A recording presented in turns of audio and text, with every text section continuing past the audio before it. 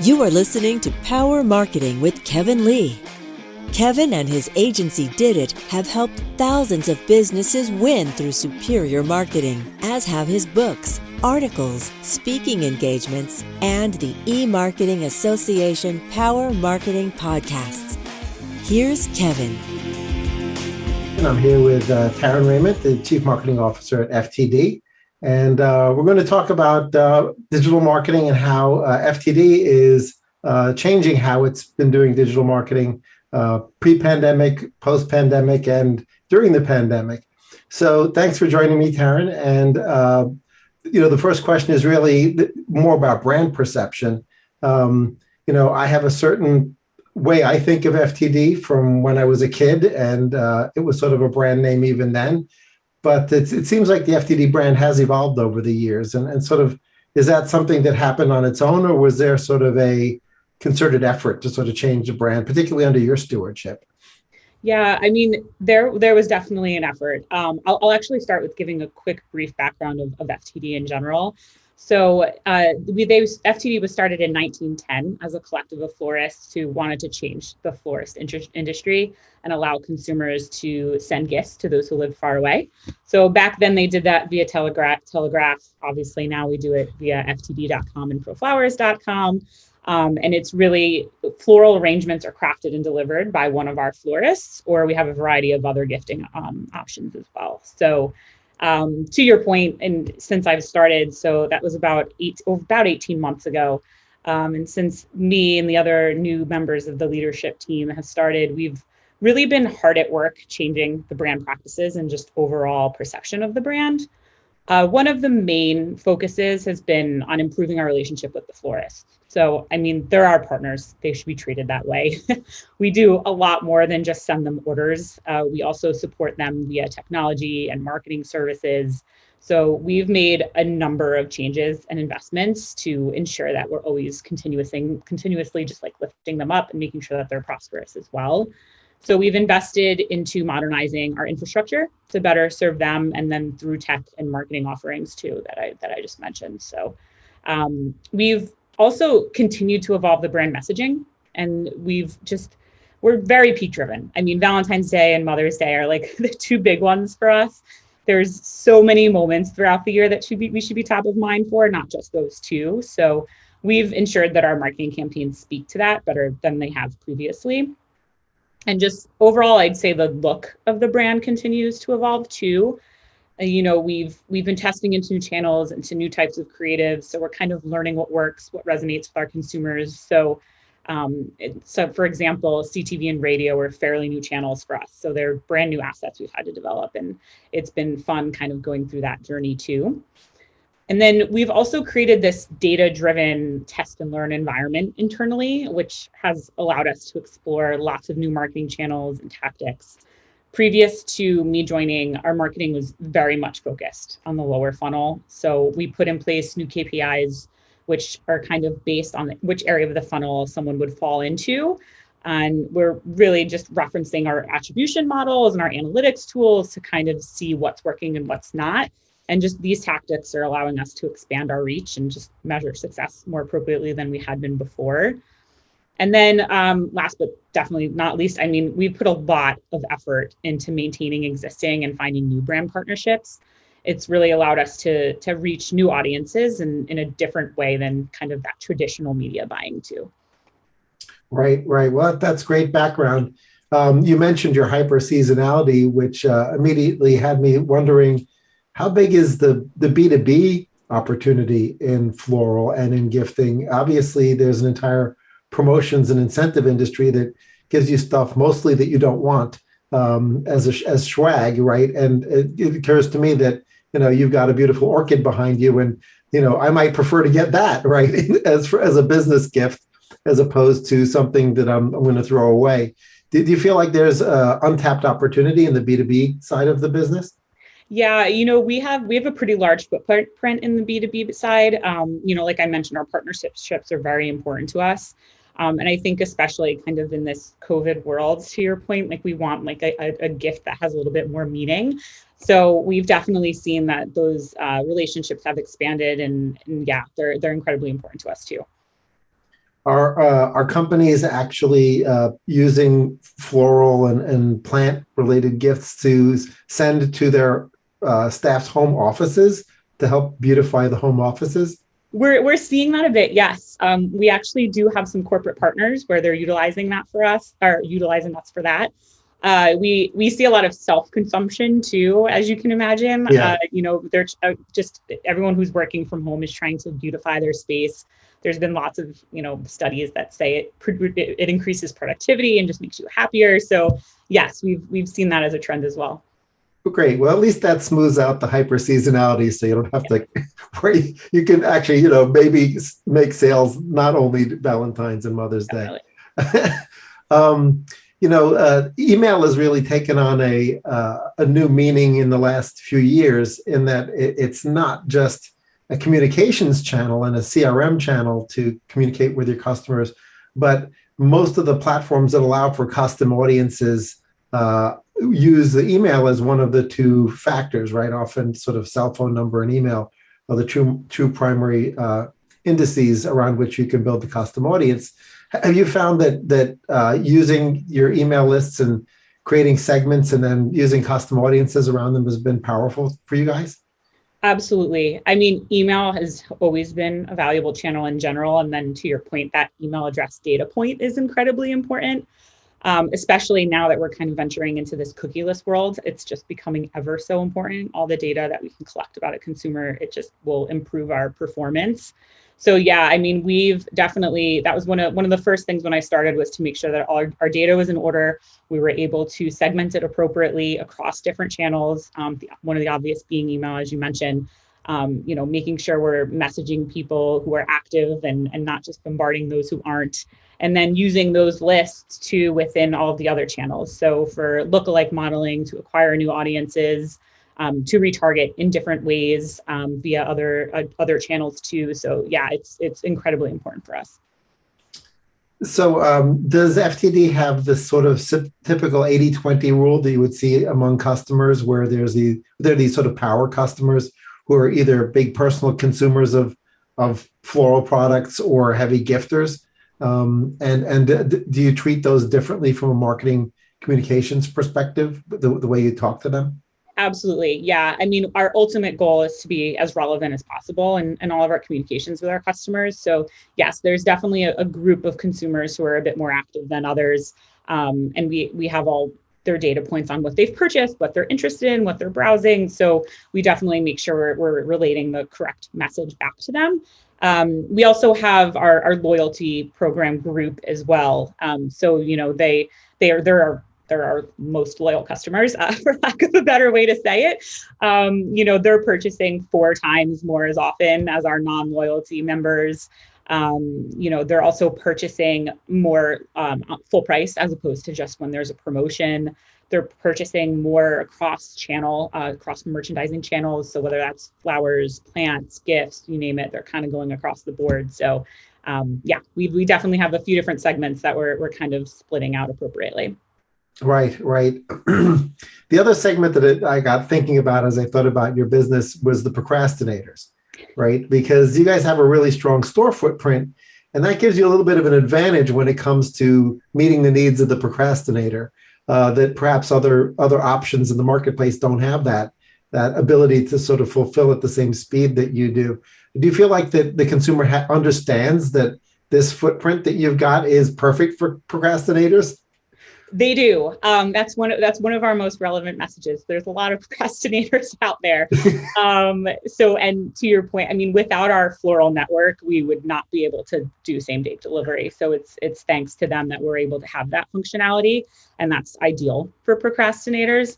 And so we know consumers appreciate that piece of our florist network. And I think it's not only that, it's also they appreciate that personal delivery, that local florist handing them their gift. It's something that was handcrafted. It has that special one of a kind touch.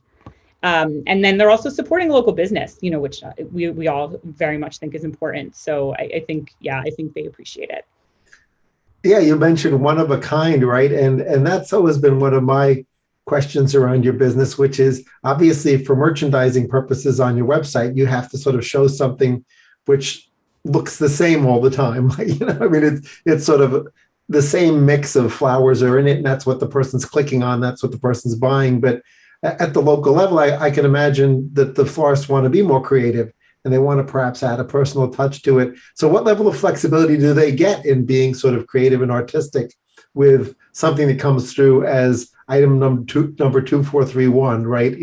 Can they really sort of push the envelope on it? So we do provide them some like recipes. So for the items you're referencing. So if you were to click on the majority of our floral items, we hope it looks somewhat the same when it gets delivered, and it typically does. Our florists are great at that. They'll replace things where needed if they don't have it in their shop, for example. But for the most part, it looks very similar to what you're seeing online. We also do have a few products which are florist choice. So it's, the consumer, when they're buying it, they know that they get a variety of colors that it'll come from. So like brights, for example, but they don't know exactly what it'll look like. So it does give the florists a little bit more creativity, and they're able to design something themselves. And we've found that to be incredibly successful too. I think consumers also like that piece of it, the little bit of extra surprise in that surprise and delight too. I should have checked before we had our conversation, but it just occurs to me on an indoor, plant perspective, that it's not just visual, right? It's also what's the smell going to be like? How is each bouquet going to be perfumed? Do people want to know that? Is that part of their purchasing process? Do they want something that's either more muted or like a stronger floral scent when they order things? That's a great question. We haven't actually found whether the floral scents have been like a driving factor in purchase. It's something now I'm certainly interested in. It just occurred to me like, wait a minute, like, that makes a huge difference. Like when I get a bouquet. Absolutely. We do know, like with plants in particular, like the level of care is really important in someone's shopping patterns. How much light does it need? How often does it need to be watered? Like those things definitely come into play. But now I'm really intrigued by that question. Yeah. Yeah, I mean, it's one of our senses, right? So Yeah. one would think it could potentially be important. So you'll have to fill me in 6 months to let me know whether it is important or not.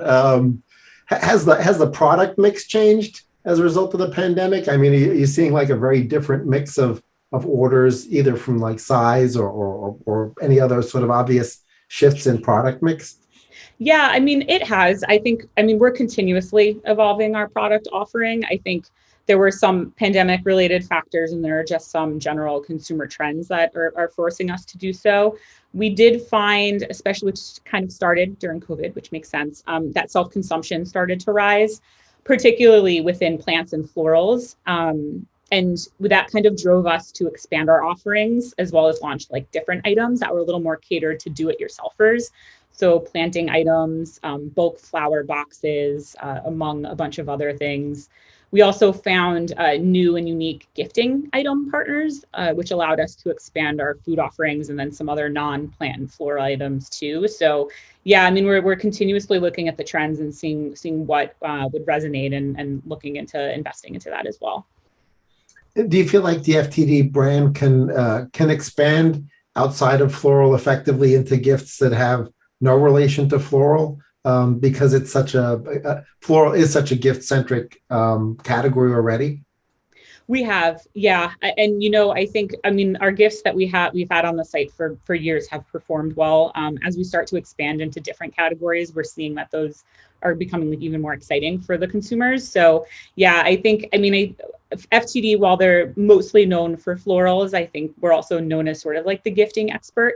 So they come to us to kind of bring that joy to someone who lives far away. And if florals isn't necessarily what's going to do it, we'll have a bunch of other things to offer them too. Right. I'm a huge fan of rooted plants as opposed to plants that have been cut. Just I feel like I get more mileage out of them. Has that become a growing part of your product mix as well, or is it really more the cut florals? Yeah, you are not alone. Plant demand has definitely increased, especially since the pandemic. I feel like we hear the term plant mom and dads a lot now. It's become like a word, a verbiage that we use. there's this large audience of consumers who are looking to keep adding to their plant collection. So it's not even just like owning one. The reason, that we tapped into, like I had mentioned, the planting space. So, we've been offering not only what you think of when you think of our traditional plants, but bulbs and seeds that you can grow yourself, as well as flowering plants and wreaths and just other things like that. Right. Are there any marketing channels that you're particularly excited about? Obviously, things change, on almost a weekly basis with regards to the new shiny objects that are available, new ad units and new platforms and new targeting methodologies. So what sort of has you most excited for sort of the next 6 months and into next year from a planning perspective? Yeah, there's a few. Pinterest is one that we think there's a ton of opportunity in. We're very visual, obviously, with the different florals and plants offerings. Our gifts are also very beautiful. So we're active there and just continuously iterating off of learnings. We've also been investing a lot more into CTV and radio, or audio in general, not necessarily just radio. So like radio and podcasts. So while direct results there are a little more difficult to measure, we definitely believe that we've seen a halo when we're running these channels, just based off of our different measuring tactics that we've been using. So yeah, I mean, it's been exciting. I mean, we've been testing into so many channels over the last 18 months, and we've had some that have really worked well, and then some that it was a test, and now we've learned from it. So but these three are probably the most exciting as we kind of get into the holiday season, especially. Yeah, we've found that Pinterest is fascinating in that it's sort of a visual search engine, and so that it actually has very high levels of intent for a visual product. So that comes with a very positive element of, oh, great, something else with high intent like search. On the flip side, we found that for a lot of clients, it starts to tap out, right? Because you sort of run out of inventory basically at the keyword level, and so you reach this plateau where sort of Pinterest works really great, and then all of a sudden it's like, okay, there's like nowhere more to put money that is working, right, within Pinterest. And that's the same thing in Google, right? You've got your corpus of keywords, and then once you start to expand those keywords, you reach diminishing returns. So it'll be interesting to see how Pinterest deals with that, right? Nobody wants to be running a platform where they feel like their ability to grow is constrained. So can you get people pinning more? Can you get maybe move into alternative ad units or more exciting ad units, something to sort of break through that plateau? We'll have to watch Pinterest carefully on that. Yeah, I think the other really interesting thing about the platform too is you have to be much more ahead. So we're in September now. People who are on Pinterest are pinning already for Christmas and Hanukkah and the holidays. So it's you kind of have to get a little more ahead of your creative and your marketing initiatives too, which is never such a bad thing anyway. Absolutely. It was one thing that we saw happen with a lot of clients and prospects as well, is that the pandemic caused a sort of a catalyst to reevaluate the media mix and the marketing mix, both the paid media mix, but also the earned media mix as well. And that even though perhaps the previous plan had already been broken, it was like there was never really an incentive to break it apart and start from scratch. But as a result of sort of knowing that your customers are behaving very differently, that was like the catalyst to really start from the ground up. Did you, when you came on board, did you really sort of blow up the old media plan and say, okay, let's really start from the fundamentals and work our way up? Yes. And when I started in April of 2020, so that was in the middle of lockdown or in the beginning of lockdown rather. So I think regardless, I do think that we probably would have blown it up and started over because I think I briefly mentioned earlier, but our mix, it shifted a lot since I joined, because prior to me joining, it was really just focused on the lower funnel. And when you're doing that, you're not bringing in any new potential customers into your funnel. So we're just continuously tapping those same consumers over and over again, which is what we were seeing was happening. So email, for example, I mean, quite frankly, it was just being abused because the company was looking at for last click profitability, and email certainly has that. So we had to expand. So one of the first things we did was cut back email cadence and set up segmentation models. We saw engagement dramatically increase while unsubscribes decreased, which is exactly what we wanted. And then we also started investing more in mid and upper funnel programs. And it was kind of an ideal time to start doing that too, because I mean, inventory was a little more available. So it was a nice time to be able to get a good read on what's working and what's not at a little bit of a lower price point too. So while we did that, we actually increased acquisition by over 30% year over year, which was great. And then we found new channels and partners as well to capture a younger audience. So, for example, we started playing in TikTok, Snapchat, YouTube Brand Connect. We partnered with esports teams. So all of these just really helped our average age decrease year over year too, while bringing in that new consumer. So, yeah, I think, and I mentioned earlier, sort of that focus on new KPIs within the funnel as well. So between all these tactics, I think we were able to kind of just revamp it, and we're feeling good about our strategy moving forward. Now, obviously, ProFlowers has a slightly different brand than FTD. Do you find that the customer is sort of has different expectations with regards to one versus the other? And is geography, for example, the footprint of the florist, a huge determinant in sort of whether I go the FTD route? Like, do I want to know that the florist is super close to me and so that it'll get there fast? Or, sort of how do you end up with the customers in both those buckets? Because obviously you can prospect and market towards either of them, either in a very concerted effort, or you can really leave them in their own silos. And how are you sort of thinking about sort of the maximizing the whole across those two brands? Yeah. So that's been something we've been working on a lot, and we're going to continue to do so.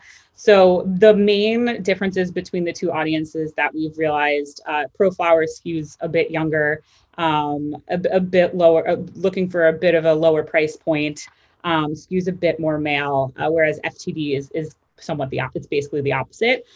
So that's been helpful in our different segmentation measures. But I think as we kind of continue to evolve our brands, we're going to kind of see how we can break that out even more dramatically too.